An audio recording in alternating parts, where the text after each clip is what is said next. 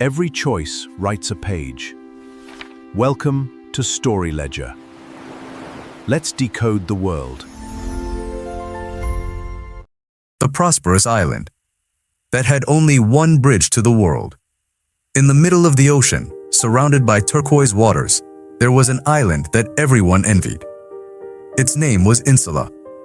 It was not large, but its people had built a prosperous civilization based on a single advantage: a stone bridge that connected it to the mainland. That bridge was no ordinary bridge. It was wide, solid, and every day hundreds of carts loaded with goods crossed over it. From the island came exotic fruits, colorful fabrics, and handicrafts that the mainland paid well for. From the mainland came tools, medicine, grain, and everything the island did not produce. The bridge was the life of Insula, and for decades, it worked perfectly. Before the bridge collapsed, Insula's market was a spectacle. Merchants arrived from the mainland with colorful fabrics, exotic spices, and wrought iron tools.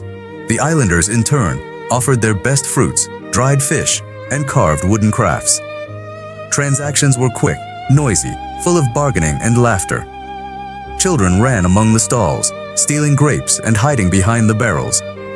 Women bought fabrics for festival dresses. Men argued over the price of grain. It was the heart of the island, a constant pulse of trade and life. But few noticed that all that movement depended on a single route in and out. The island's elders remembered the time when they had built the bridge. It had been a difficult decision. The island had limited resources and needed to trade in order to survive. The bridge was the solution. At the time, it seemed like the best possible decision. And it was. For years. But the bridge brought with it a silent dependency. The island stopped producing certain goods because it was cheaper to import them from the mainland. Local farmers, unable to compete with mainland prices, abandoned their land and turned to trade. Little by little, the island specialized in exporting its raw materials and importing almost everything else. The mayor of Insula, a man named Matteo, knew something was wrong. He had spent years warning the council. We depend on a single bridge. If anything happens to it, the whole island comes to a standstill. But no one paid attention to him. The bridge has been there for 200 years, they would reply. It has never failed. Why would it fail now? Matteo did not give up. He had studied economics on the mainland and understood systemic dependencies. He had seen other cities fall after putting all their eggs in one basket. But in Insula, prosperity had lulled the people to sleep.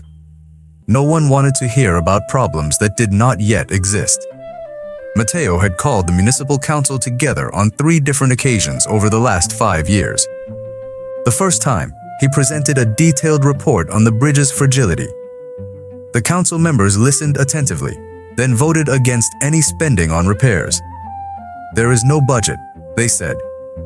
The second time, Matteo brought an engineer from the mainland who confirmed the deterioration. The council members called him alarmist. It has stood for 200 years, they repeated. The third time, Matteo proposed building an alternative port. They laughed at him. What for? To spend money on something we do not need. That night, Matteo came home with a defeated expression. His wife Elena served him tea and said, "You did what you could. The rest is their fault." But Matteo knew that was not enough. One autumn morning, the bridge collapsed. It was not an attack. It was not sabotage.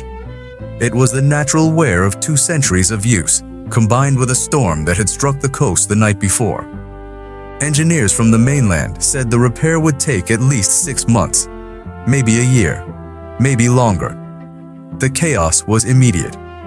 The island ran out of food. The granaries, which had always been filled by imports from the mainland, were nearly empty. The price of bread tripled in 3 days. People began lining up at the bakeries at 4 in the morning. Rumors of famine spread like fire through dry grass. Doctors ran out of medicine. Tools for carpenters, blacksmiths, and builders began to grow scarce. The fishermen, who had always sold their fish to the mainland, discovered that their boats needed repairs they could no longer make because the parts came from the other side of the bridge. When the bridge fell, the effects were not only economic, they were human. A woman named Clara, who sold bread in the square, ran out of flour. Her husband, a fisherman, could not go out to sea because his net was torn and the spare parts came from the mainland. 3 days passed without bread and without fish. The children cried from hunger. The elderly, who depended on imported medicine, began to fall ill. One of them, Don Anselmo, died in the second week, not from old age but because there was no insulin. His daughter blamed Matteo. "You should have done something earlier," she shouted at him in the square. Matteo did not answer. He knew she did not understand that he had tried everything. The island, which had prospered for 2 centuries thanks to its connection with the world, was suffocating in its own abundance. Matteo called an emergency meeting in the central square. People came with strained faces, fear in their eyes. Someone suggested building boats to trade by sea. Another proposed opening an air route to the mainland. A third, the oldest member of the council, remembered that the island had a disused port from more than a century ago, when the bridge had made it obsolete. That night, Matteo sat at his desk and drew a map. He marked the collapsed bridge with a large red X. Then he drew the forgotten port on the other side of the island. Between the two, he traced a curved, winding line, the road that would have to be built to connect the port with the central warehouses. "It will be more expensive," he murmured to himself, "but it will be ours." The plan was simple. Rebuild the port, buy boats from the mainland once the bridge was repaired, and establish an alternative maritime route. But the plan had one problem. It needed financing. And the island, with its trade paralyzed, had no funds. Matteo went to the mainland to ask for a loan. The journey lasted 3 days. There were no boats, so he had to pay a fisherman from a neighboring island to take him. The sea was rough, and Matteo spent much of the trip seasick, vomiting over the side. When he arrived, he looked miserable. Wrinkled clothes, grown beard, sunken eyes. The bankers, seated in their marble offices, looked at him with contempt. "Your island is a risk," they told him. "Without the bridge, there are no guarantees."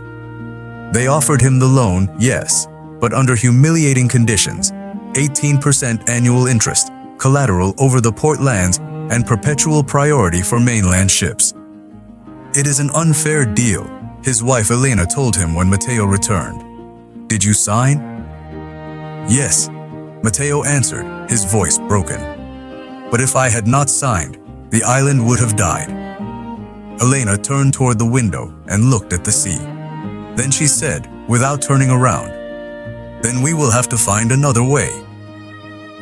That conversation was the seed of everything that came afterward. Diversification. The port was rebuilt. The ships arrived. The island traded again. But something had changed. Dependence on the bridge had turned into dependence on the port, which in turn was controlled by the bankers of the mainland. The price of food returned to normal. But the loan interest was a burden the island dragged month after month. Matteo then understood the lesson he had been trying to teach for years. One dependency is not solved by replacing it with another. It is solved by diversifying. Over time, the island rebuilt its local agriculture, not to compete with the mainland, but to guarantee that it would never go hungry again if the bridge fell. It opened trade routes with other neighboring islands, small ones, which it had previously ignored because they were not profitable. It built warehouses to store food and medicine in case of emergency. It created its own fleet of ships, small but sufficient to maintain trade if the bridge failed again. 3 years after the disaster, Insula had its own fleet. They were small, old ships, bought second-hand and repaired with parts that were now made on the island. They were not elegant, but they worked. The day the first ship of their own sailed toward the mainland, the whole island gathered at the port.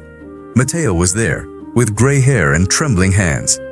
When the ship disappeared over the horizon, The people applauded. It was not a special ship, but it was theirs. The island never prospered again as it had before. It was no longer the commercial center it had once been, but it had gained something more valuable: resilience. Today, the bridge has been repaired. Tourists cross it and admire its age. But the islanders know it is not the only connection to the world. They have their port, their ships, their warehouses.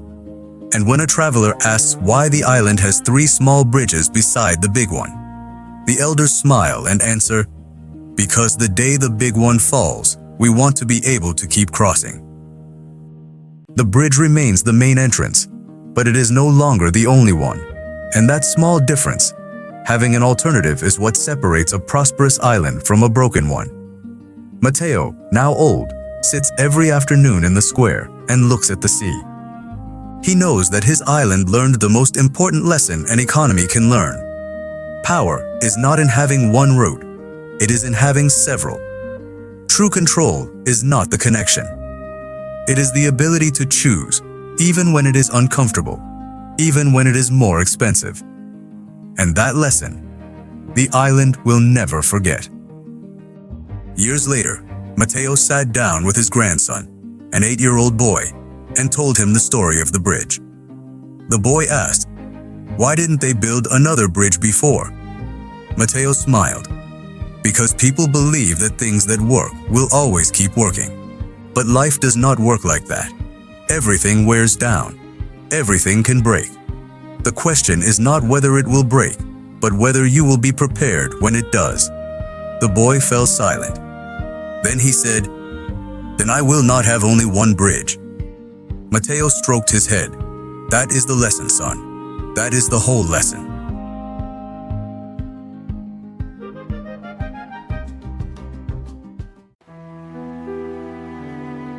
Thank you for watching. Subscribe for more stories.